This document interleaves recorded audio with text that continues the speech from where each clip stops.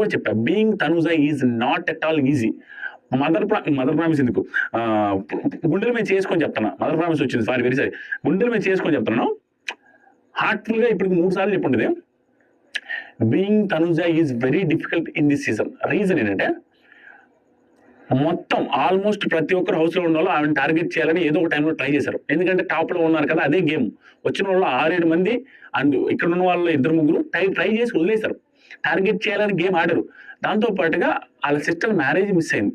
నిజంగానే అది టఫ్ మామ. మీరు అనుకుంటారు టఫ్ సిచ్యువేషన్, ఫ్యామిలీ వీక్ లో ఫ్యామిలీ మెంబర్స్ వాళ్ళ సిస్టర్ చేంజ్ మీదకి రాలేదు. ఇవన్నీ జరిగినాయి. అండ్ టార్గెట్ ఆడుతున్నప్పుడు ఆ టార్గెట్ నుంచి ఎలా బయటపడాలనే ప్లాన్లు వేసుకుంటూ ఉండాలా. అండ్ ఆ ప్లాన్ వేసే దాంట్లో అటు ఇటు అవుతూ ఉంటాయి.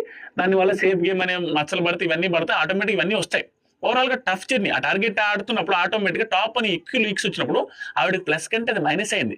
అని ఎక్కువ లీక్స్ వచ్చినప్పుడు అందరి మీద రాళ్ళేస్తారు, ఎక్కువ తప్పులు పడ్డానికి చూస్తారు, ఆవిడ నుంచి ఏదో లాగడానికి చూస్తారు. వాటిని తప్పించుకొని ఇక్కడ దాకా రావాలంటే టఫ్.